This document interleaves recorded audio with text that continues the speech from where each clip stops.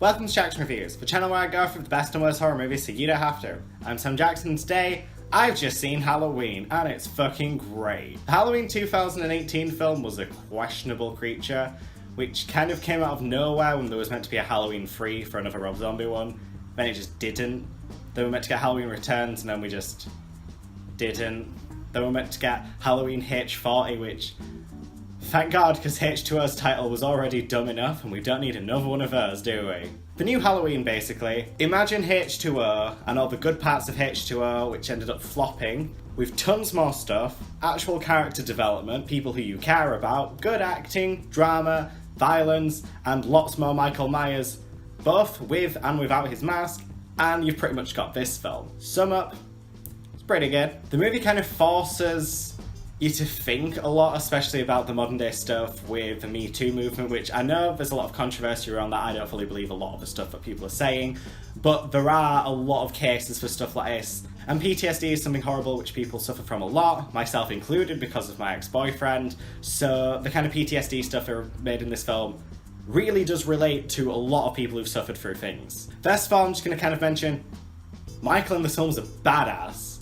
Like, bringing back Nick Castle for like the few scenes where he's without a mask and kind of for a lot of the intro, it's awesome. The new actor who took over for him, I really hope he comes back for the rest of his sequels because he definitely embodied the presence of Micheal Myers a hell of a lot better than some of the other people we've had. Looking at you, Halloween's 4 and 5. At the same time, with Micheal not wearing his mask a lot of the time, it made you kind of question when it's gonna happen, and I think it did take a little bit too long for him to put on the mask. It was around about 40 minutes into the film, and since it's about 100 minutes, that's a lot of time not seeing, well, Micheal Myers as the shape. It's a lot of time seeing Micheal Myers as Micheal Myers, which kind of doesn't match up completely with the original film, which is what this one's going a lot closer for. Second of all, just another complaint before I get to the mass amount of good stuff. I love Halloween 2. I'm very sad they couldn't find a way to shoehorn any of that stuff in. Just say it was a false file, Lori's not his brother, and I really like Halloween 2 and I'm very disappointed in that.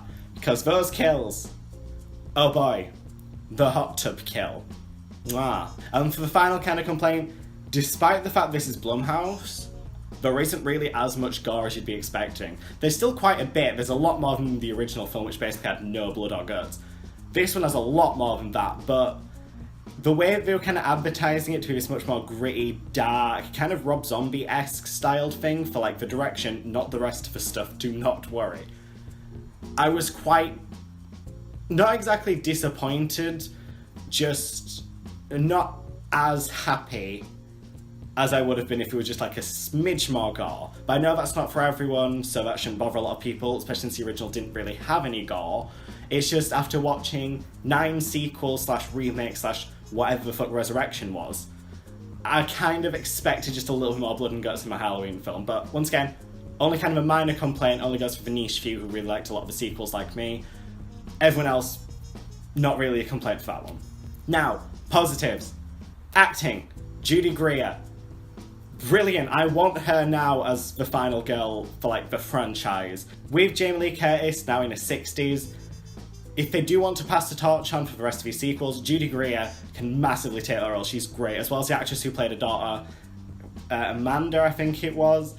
Also great, would love to see her in more sequels. Apparently they're already sorting out contracts for those 3 characters, so yeah, that's good with me. A lot of the supporting characters were also pretty decent. I quite liked the sheriff character because they kind of added this like mini backstory thing at the start of the film, if you don't already know, where Micheal was arrested straight after Halloween, and the sheriff in this film is the guy who arrested him initially. So you kind of see in a couple of scenes Lori and his relationship over the past 40 years, because you would kind of get to know the guy. He lived in your town, he was the guy who arrested the guy who murdered all your friends. Kind of a thing. Now for the tone of the films, just thank fuck, because David Gordon Green being like much more comedy kind of stuff, I was really worried this would be like a stupid, as much as I love Scream, self-aware Scream style film, which is not what I wanted from another Halloween. We already had that with H2 and Resurrection, we don't need that again. Luckily, and I have no idea how they've done this, massive well done to them, because they've shown a lot of the different colours they can do. This is a drama film, it's obviously a horror film, it's a slasher film, and it's kind of like an emotional piece as well, especially like, as I mentioned earlier, the PTSD stuff. They really do tap into that extremely well, and it just makes the film feel that much more organic and like it's just not as manufactured as a lot of the rest of the sequels. Looking at you, Halloweens 4, 5, 6, and 8, and the remakes. But with this one, it feels a lot more in line with the first two Halloweens and H2O. The tones are correct, it knows what it wants, it doesn't want to be anything other than what it is, which is basically a drama-based horror movie. And it nails every single one of those points. Now, the film definitely, even though it still follows a 3-act structure, it definitely has like a part 1 and part 2 feeling. Part 1 and the first act kind of follows these two kind of podcast journalists, as some of you all seen in the trailers. They're kind of following up on Micheal Myers. They interview both Michael, his new psychiatrist, nicknamed by Lori, New Loomis. Nice little bit of fanfare, which I quite enjoyed. Then they interview Lori, and obviously they die, because that's not exactly a spoiler. It's a slasher film and they have Micheal Myers' mask, for fuck's sake. But a lot of that stuff was a good setup for the second part, and I really did enjoy how much development they tried to give Michael, because a lot of the other films gave him way too much backstory, whilst his development in this film is basically, we don't know anything about him. Like Halloween 2, H2O, and Resurrection were all like, it's Laurie's brother and he loves his house. Wow. The Fawn trilogy, don't even get me fucking started on the Fawn trilogy. And Rob Zombie's remakes were all about like family relations and like how a normal kid can be turned into a psychopath, which is so much as a good concept, just not really the best thing for a Halloween movie. Whilst this one is just, Michael kills. He's what Dr. Loomis said in the original film, he is a force of evil. That's why this film was almost as impactful as the original. Now, some of the other stuff I just want to mention quickly is a lot of the references to fewer films, which I enjoyed. There's a part where they're going to the hospital and they like make a joke like, what if Michael would be here? I enjoyed that. You've got the Silver Shamrock mask from Halloween 3. You've got all the daughter relations with Halloween's 4, 5, and 6 with Jamie Lloyd, but now Karen Strode. You've got all the stuff from like part 4 where it takes place at a garage for a little bit. Nice and fun. We've got a couple of references to Halloween 6 with the bedsheets, similar to how Halloween 6 technically referenced the original of the bedsheets. This one felt a little bit more Halloween 6 to me. And a lot of it takes from H2O, so I'm not even going to try to list that shit. And happily, it takes nothing from Resurrection. The body count for this film as well kind of fits with a lot of the sequels, especially stuff like Halloween 2 and 4, where the body count was not ridiculous, but pretty damn big. I think it was around about, I counted 14 confirmed kills, maybe 15, I'm not sure. But yeah, like from the even say at the start of the film that Michael killed 5 people 40 years ago, now it's just like, boom. By the way, those 5 people also includes like, you know, the sister, so I can get things wrong, okay? One thing that seemed really interesting whilst watching this film was kind of seeing how Laurie's survivalism. There's a lot of shots throughout the film, I won't say which ones, that you're kind of expecting Michael to be there, but it's actually Lori.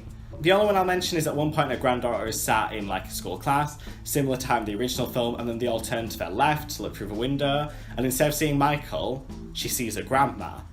She sees Lori doing the exact same thing Michael did 40 years ago. And it's kind of all that symbolism behind, after all the trauma she's been through, who is she now becoming a monster herself from all the stuff she's done? By hurting her family, hurting herself, hurting pretty much everything around her to prepare for this night.